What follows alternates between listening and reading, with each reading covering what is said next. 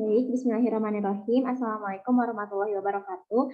Yang terhormat kepada Bapak Ardian Renata Manuardi MPD sebagai dosen pengampu mata kuliah bimbingan dan klasikal. Diizinkan saya di sini untuk memaparkan materi mengenai pengembangan kreativitas dan inovasi di organisasi. Dan kepada murid-murid yang saya cintai dan saya banggakan, sebelumnya izinkan perkenalkan, nama saya adalah Elsa Indrani Fauzi, saya berasal dari mahasiswa kelas A1 Bimbingan dan Konseling dari program studi Bimbingan dan Konseling IKIP Siliwangi dengan nomor induk mahasiswa 20010076. Baik, yang pertama yaitu ada pengertian inovasi. Inovasi adalah pengembangan dan implementasi gagasan-gagasan baru oleh orang di mana dalam jangka waktu tertentu melakukan transaksi-transaksi dengan orang lain dalam suatu tatanan organisasi menurut Van Deven Andrew H. Kemudian ada jenis-jenis inovasi. Nah, dalam jenis-jenis inovasi ini terbagi menjadi 3, yaitu ada product innovation versus process innovation, yang dimana inovasi produk adalah inovasi terhadap keluaran dari sebuah organisasi dalam bentuk produk yang bisa dilihat atau layanan yang bisa dinikmati.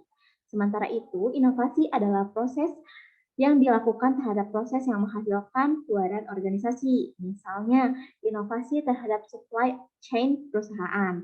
Lalu yang kedua, yaitu ada radical innovation versus incremental innovation, yang dimana sebuah produk juga bisa berbeda sedikit saja dengan produk yang ada sekarang atau berbeda sama sekali.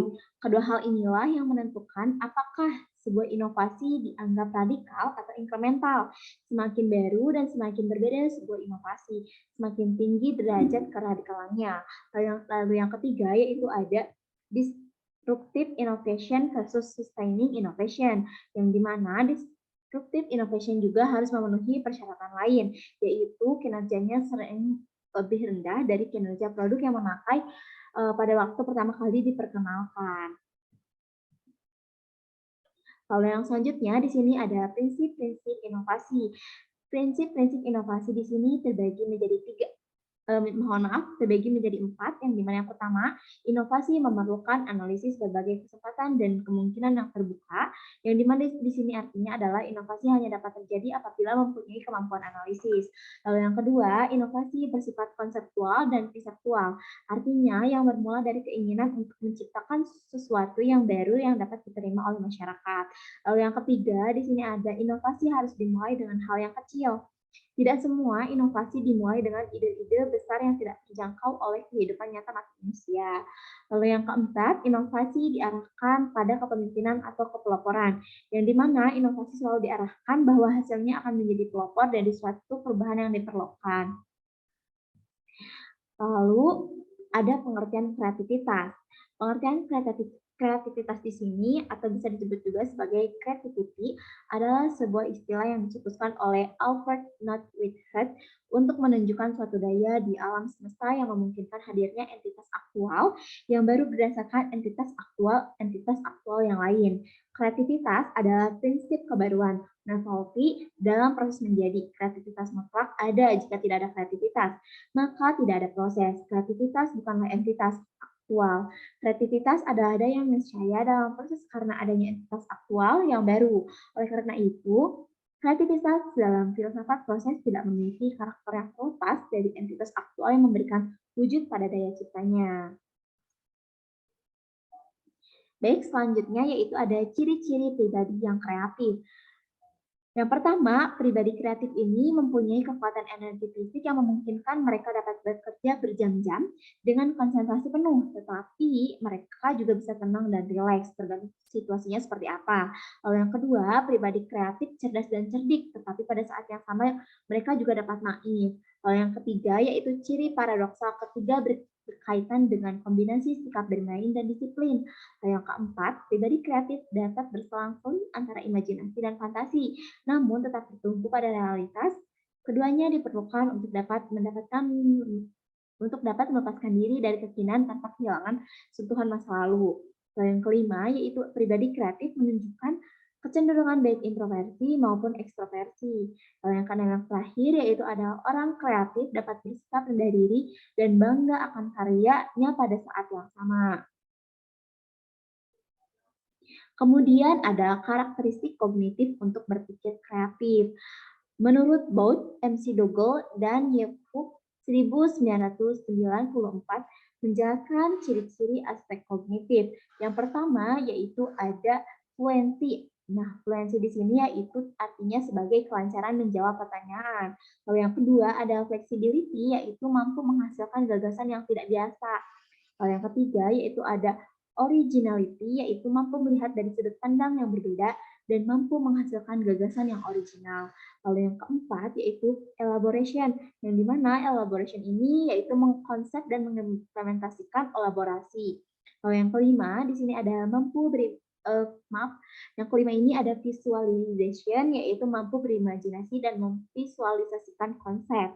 Lalu yang keenam ada transformation, yaitu mampu mengubah suatu benda atau gagasan pada benda atau objek lain dalam melihat makna dan manfaat dengan cara baru.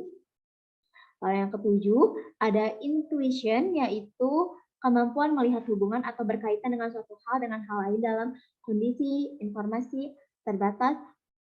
Dan yang kedelapan yaitu ada sintesis, yang dimana kemampuan mengkombinasikan bagian-bagian ke dalam keseluruhan yang kompak dan logis menurut Ancok D 2012 halaman 68. Lalu yang selanjutnya yaitu ada menghasilkan kreativitas berbasis potensi diri. Menurut Musrofi 2007 dalam bukunya 5 Langkah Melahirkan Mahakarya, atau bisa disebut juga sebagai melejitkan potensi diri dengan cara membiasakan berkarya, memaparkan 5 langkah untuk berkarya yang bersumber pada potensi diri.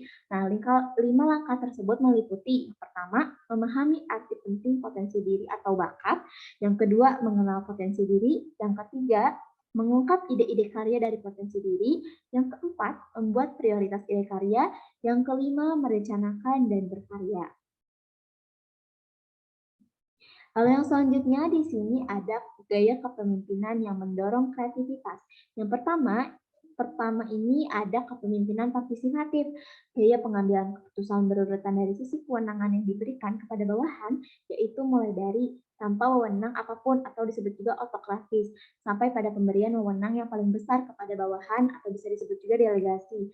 Yang kedua, yaitu di sini ada leader member exchange, atau menurut Ancok D 2012, halaman 12 menjelaskan pada kondisi high exchange, hubungan pemimpin dengan orang yang dipimpin relatif akrab dan mereka merasakan sebagai bagian hubungan pertukaran yang tinggi apabila pemimpin memiliki kepercayaan pada bawahannya. Lalu yang ketiga yaitu di sini ada gaya kepemimpinan transformasional yang terbagi menjadi 4, yang dimana yang pertama ini ada idealism, influence, atau disebut juga sebagai sifat-sifat keteladanan, atau bisa disebut juga sebagai role model. Yang kedua ada intellectual stimulation, yang dimana memiliki arti mengembangkan kompetensi pengikutnya. Lalu yang ketiga di sini ada individual consideration, yang dimana ciri pemimpin yang memperhatikan. Lalu yang keempat inspirational motivation, yang dimana sifat pemimpin yang memberikan inspirasi dalam bekerja. Baik, cukup sekian dari saya. Mohon maaf apabila ada kata yang kurang mengenakan. Saya cukupkan. Wabillahi taufiq wal hidayah. Wassalamualaikum warahmatullahi wabarakatuh.